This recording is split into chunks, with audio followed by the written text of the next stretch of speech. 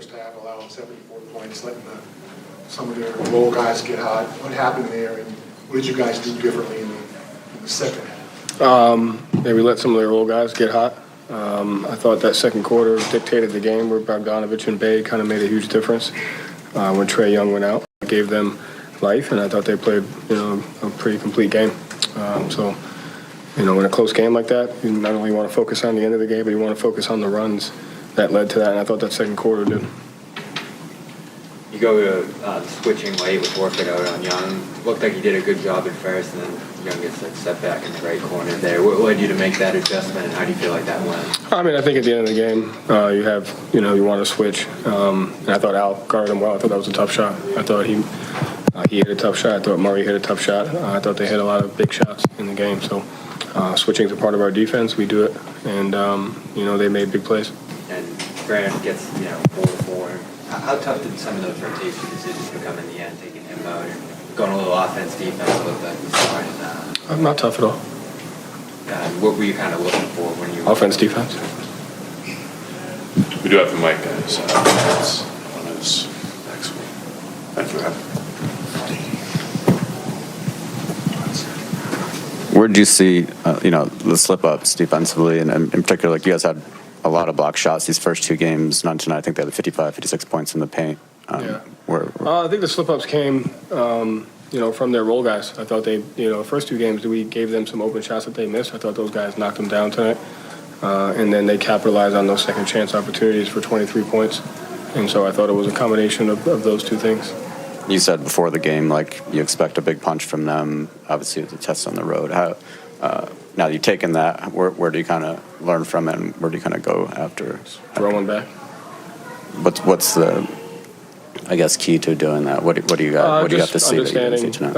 Again, understanding the second quarter, understanding what went well, what didn't, how we can be better, and what we need to keep on doing. I thought we did a good job kind of handling their momentum and their energy throughout the game. I think we tied it at 79-79, and then we gave up some points in transition. So just understanding what went well for us and where we need to get better.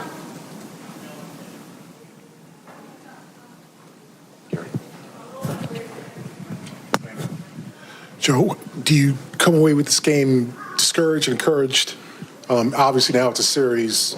You gave them life. How do you go into kind of on building on Adam's question? How do you kind of change the narrative in Game 4 and don't obviously give them more life?